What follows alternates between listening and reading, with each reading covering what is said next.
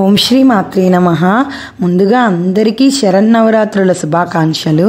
రేపటి నుంచే మన దేవి శరన్నవరాత్రులు అయితే మొదలవుతున్నాయండి. 22 సెప్టెంబర్ 2025 సోమవారం మొదలుకొని 2 అక్టోబర్ గురువారంతో ముగుస్తున్నాయి. ఇక ఈ వీడియో ముఖ్య ఉద్దేశం ఏమిటి అంటే కలశ స్థాపన ఎప్పుడు చేయాలి, అఖండ జ్యోతి ఏ సమయమున పెట్టుకొనుట అన్నది వివరిస్తున్నాను. ఆశ్వయుజ మాసం శుద్ధ పాడ్యమి రోజున అంటే సోమవారం రోజు ఉదయం 5:04 నుంచి 7:30 వరకు సమయం బాగుందండి. అది కుదరని వారు 9:01 నుంచి 10:30 వరకు బాగుంది. ఇక సాయంత్రం పూజను ప్రారంభించుకునేవారు 4:16 నుంచి 6:40 వరకు కూడా చాలా బాగుంది. ఈ స్వస్తి చాంద్రమాన శ్రీ విశ్వవసునామ సంవత్సరంలో అయితే ఈ ఆశ్వయుజ మాసం శుద్ధ పాడ్యమిన దేవి నవరాత్రులు మొదలవుతాయండి.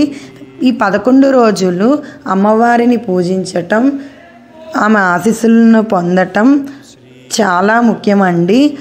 కాబట్టి అందరూ కూడా దేవి శరన్నవరాత్రులు జరుపుకుంటారని ఆశిస్తున్నాను.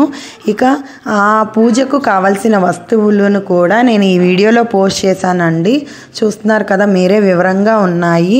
ఆ లిస్ట్ కానీ అన్నీ కూడా చక్కగా ఉన్నాయండి. ఎవరికన్నా యూజ్ అవుతుంది, చూసుకోండి. అందరికీ ధన్యవాదములు.